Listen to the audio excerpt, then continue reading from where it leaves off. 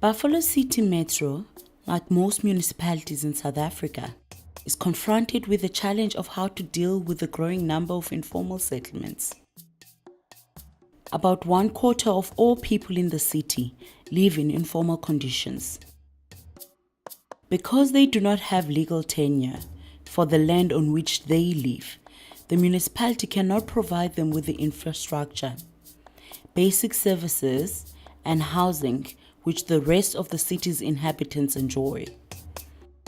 Despite their best efforts and resourcefulness, these 1/4 are unable to meaningfully improve their situation. The Constitution states that government must take reasonable measures within its available resources to achieve the progressive realization of the right for everyone to have access to adequate housing. So currently, the municipality tries to address the challenge by building Reconstruction and Development Program, or RDP houses, for each one of these people, and in this way move them out of informal settlements. RDP houses include a piece of land with legal title deeds, infrastructure, and full services. However, this approach alone is not working because of 3 main problems. Firstly, the municipality has limited resources and capacity, and so it can only move a few people at a time from informal settlements into the RDP houses it provides. This results in the second problem, which is backlog. Despite building approximately 7,000 houses over the last 5 years, the housing backlog in Buffalo City Metro remains more or less constant at 75,000 units. At the current rate of 1,400 units per year, it will take more than 50 years to address the backlog. And this doesn't even take into account the growth of informal settlements over that period. So while RDP houses are good news for those at the front of the queue, those at the back of the housing waiting list are likely to remain there for many years in undeveloped informal settlements. Thirdly, this leads communities to experience frustration with government and despair over being unable to improve their situation in the present. National government has recognized these problems, and since the launch of its Breaking New Ground policy on human settlements in 2004, it has been promoting upgrading of informal settlements as a solution. The National Development Plan of 2012 also calls for the enhancement of this upgrading program. But what is upgrading, and how is it done?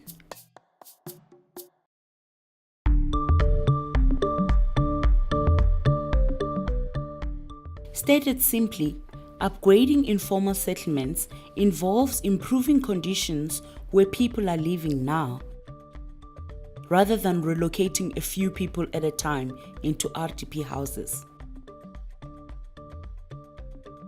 The key to upgrading is changing the legal status of approved informal settlements through zoning, which then recognizes the land occupation right of the community, and in turn opens the door for development to take place. Once this happens, the municipality is then able to use its still limited resources and capacity to provide a basic product to as many people as possible, and over time incrementally provide more products and support until all households in informal settlements have a full product. Upgrading requires a mind shift from government and communities, from focusing just on RDP housing to recognizing the importance of informal settlement upgrading as well. Let's look at 3 principles which underpin upgrading to see why. The first principle is incrementalism. Upgrading is undertaken in a phased or stepped manner, which progressively improves all people's lives over time. rather than immediately providing some of them with full services. The advantage is that people at least have their basic needs met at the start of the upgrading process. The second is participation. Communities participate in all phases of the informal settlement planning, implementation, and evaluation processes. Most importantly, communities are able to initiate further development themselves rather than waiting for government to provide everything for them, like in the RDP approach. The third principle is partnerships, where upgrading is done following a multi-sectoral approach involving housing, engineering, local economic development, environment, as well as many other sectors. The municipality can also partner with other government departments, as well as academics, the private sector, NGOs, and others, rather than trying to develop communities on their own. Once the municipality recognizes that informal settlement upgrading is the way forward, it will need a strategy to implement it. Here is what is proposed. We propose that the municipality should follow a three-pronged approach to informal settlement upgrading. Firstly, upgrade approved informal settlements. Secondly, make new land available where people can settle in an organized manner. And thirdly, prevent people from invading unallocated land. To begin the upgrading process, the first step that must be taken at the municipal level is the creation of a new zoning category which will allow for the issuing of occupation certificates to people living in informal settlements. The municipality then needs to categorize all informal settlements as either those which can remain and be upgraded or those that need to be relocated. If a settlement can be upgraded, it should be allocated to a round of upgrading to indicate the year in which the upgrading process will start. At the neighborhood level, the upgrading of an informal settlement should be divided into 5 phases. Phase 1 is preparing for development, where the municipality collects information and helps the community to get ready for upgrading. Through participatory planning exercises, they work together to jointly come up with a plan for how the settlement will be upgraded. Phase 2 is basic development. The municipality provides basic development products such as occupation certificates and basic services and facilities like communal standpipes and mobile clinics. Phase 3 is development support. At this phase, the community and municipality work together, with the latter providing ongoing support to enable households, business, and community organizations to further develop themselves.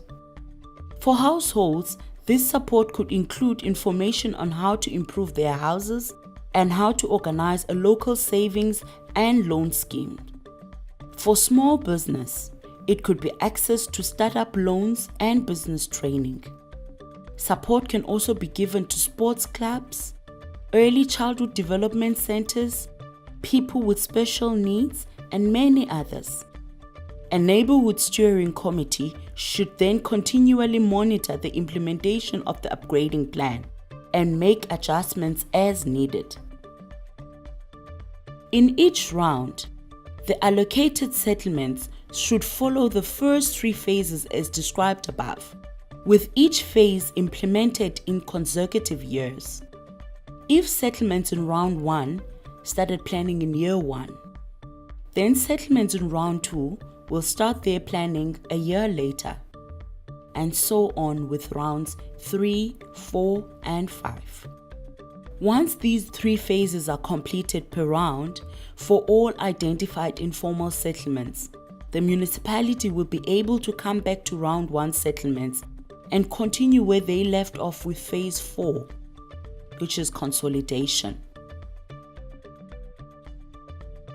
By now, all the approved informal settlements have at least received some form of basic development and support, and so upgrading to full services and facilities can begin. For households that qualify, consolidation also includes upgrading from basic occupation certificates to individual title deeds and assistance in improving the quality of their houses. The last phase, phase 5, is ongoing development, where households continue to maintain and improve their homes, and the municipality maintains and improves the public spaces and facilities. By understanding the rounds and phases and using them to prioritize funding, the municipality can easily calculate how much money they will need in each year to upgrade all informal settlements. One of the most important sources of funding for upgrading is the Informal Settlement Upgrading Program subsidy. The Enhanced People's Housing Process subsidy can also be used by households to qualify to improve their homes. Another grant, among many others that the municipality can access, is the Urban Settlement Development Grant.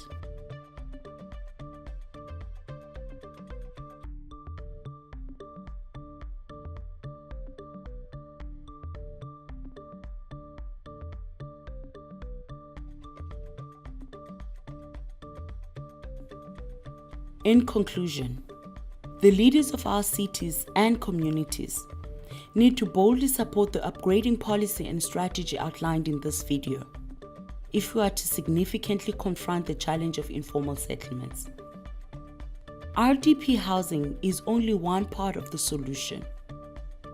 Upgrading is required to transform informal settlements through an incremental and phased approach, where communities participate and partner with municipalities and others to co-create livable neighborhoods. Neighborhoods that people are proud to call home.